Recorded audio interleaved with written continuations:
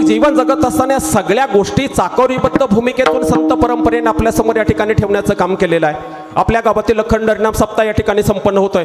कीर्तनाला आले म्हणजे तुम्ही भाविक आहात का असंही संत परंपरा या ठिकाणी सांगत नाही. तुम्हाला शक्य असेल पहाटे काकड्याला या, काकड्याला शक्य नसेल दुपारी नेमाच्या भजनाला या, नेमाचं भजन शक्य नसेल तुकाराम महाराजांच्या गाथेचं वाचन या ठिकाणी होतं ते वाचन करायला तुम्ही या, तेही शक्य नसेल संध्याकाळी कीर्तन ऐकायला तुम्ही या, तेही शक्य नसेल तर घरामध्ये सगळ्या आया बहिणी कीर्तन मंडपामध्ये येतात. घरी कोणी तुमच्या वाट्याचा स्वयंपाक करत नाही, किमान भोजन घेण्यासाठी तरी धर्म मंडपामध्ये या, कीर्तन मंडपामध्ये या. हेही तुम्हाला शक्य नसेल तर पत्रावळी उचलण्याचं काम करा. तेही तुम्हाला शक्य नसेल तर काल्याचं कीर्तन झाल्यानंतर शेजारच्या गावातल्या एखाद्याने तुम्हाला विचारलं कसं काय झाला तुमच्या वाडीतला सप्ताह, तर किमान असं उत्तर द्या, सप्ताह अत्यंत चांगला झाला.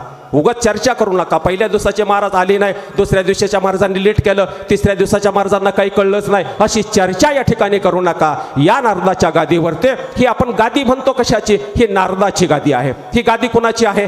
नारदाची गादी आहे. ही गादी कुणाची आहे? राष्ट्रसंत तुकडोजी महाराजांची गादी आहे. ही गादी कुणाची आहे? संत गाडगे बाबांची गादी आहे. आणि ही गादी जर राष्ट्रपुरुषांच्या पायानं जर परिस्पर्शित झाली असेल तर जीवन जगत असताना या नारदाच्या गादीवरती उभा राहणारा महाराज किती उंचीचा आहे, किती ताकदीचा आहे, किती हुशार आहे हे पाहू नका. तुकाराम महाराजांची पवित्र पताका खांद्यावर घेऊन निष्ठेनं जर एखादा साधा सामान्य कीर्तनकार जर लोकांना काही सांगण्याचा अट्टास मनामध्ये ठेवत असेल तर कीर्तनकाराच्या प्रगल्भतेकडे पाहू नका. मोडक्या तोडक्या भाषेमध्ये भक्तीचं मर्म जर तुम्हाला सांगत असेल तर तशा प्रकारची भक्ती आपल्या अंतःकरणामध्ये निर्माण करा. 2 वर्षापूर्वी महाराष्ट्रामध्ये अशी घटना घडली. जिल्हा मला आठवत नाही, त्या जिल्ह्यातला तालुकाही मला आठवत नाही आणि त्या तालुक्यातलं गावही मला आठवत नाही, त्यामुळे खोटं बोलण्याचा प्रश्न नाही, पण घटना घडलेली आहे. याच कीर्तनाच्या गादीवरती त्या गावामध्ये संध्याकाळी 9 ते 11ची कीर्तन सेवा चालू होते. कीर्तनकार महाराज त्या ठिकाणी कीर्तन करायला उभे राहिलेले होते. कीर्तनकार महाराज आले, गळ्यातला विना विनेकऱ्याकडे दिला, अभंग घेतला होता, धर्माचे पालन करणे पाखांड खंडन हेच आम्हा करणे काम बीज वाढवावे नाम. मध्यंतरापर्यंत कीर्तन आलं. 2 चरण महाराजांनी सोडवले. हजारो लोक कीर्तन ऐकण्यासाठी उपस्थित होते. टाळकऱ्यांनी जयघोष केला. मध्यंतरातलं विठोबा रखमाईचं भजन झालं. कीर्तनकाराच्या मनामध्ये थोडीशी चलबिचल झाली, अस्वस्थ वाटायला लागलं, चक्कर आल्याचं निमित्त झालं. कीर्तनकार महाराज खाली बसले. एका क्षणामध्ये आपल्या सहकार्याच्या मांडीवरती त्यांचा देह ठिकाणी शांत झाला. शेवटचा श्वास महाराजांनी घेतला. त्या महाराजांचं नाव तुमच्या परिचयाचं असेल, तुम्ही ऐकलं असेल. काय महाराजांचं नाव? त्या ताजुद्दीन महाराज. ताजुद्दीन महाराज. आता ताजुद्दीन म्हटल्यानंतर ते आपल्या मराठा समाजाचे नाहीत. मला जातीवाचक या ठिकाणी बोलायचं नाही, पण मुस्लिम समाजामध्ये जन्माला आलेले कीर्तनकार म्हणून नावारूपाला आलेले, महाराष्ट्रातल्या संत परंपरेची पताका खांद्यावर घेतलेले एक मुस्लिम समाजाचे कीर्तनकार जर या नारदाच्या गादीवरती शेवटचा श्वास घेत असतील तर हे चिथोर भक्ती आवडते देवा संकल्पावी माया संसाराचे. विठ्ठला विठ्ठला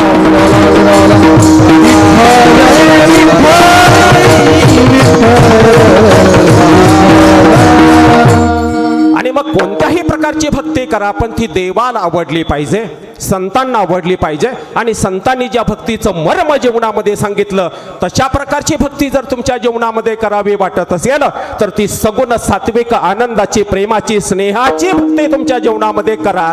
त्याचं काय कारण? अभंगाचं पहिलं चरण.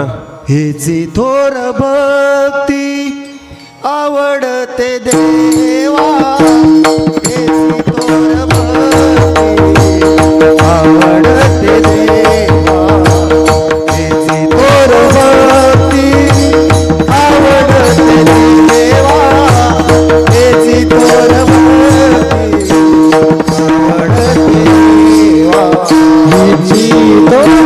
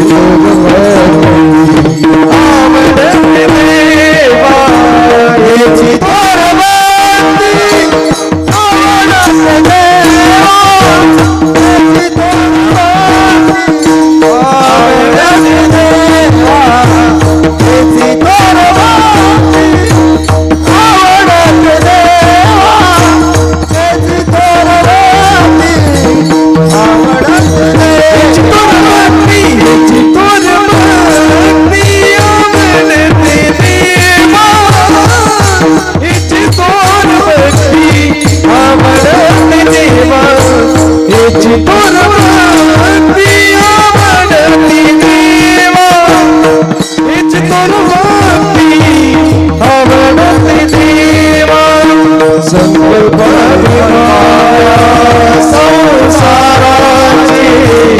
संकल्प विमाया संसाराची संकल्प विमाया संसाराची संकल्प विमाया संसाराची देविले अनंते ऐसे चिरा देविले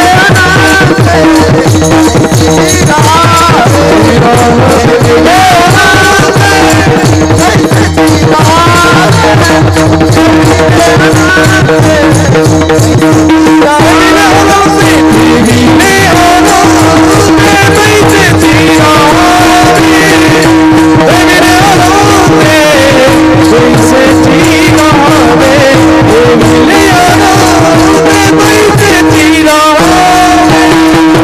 देविले अनंते ऐसे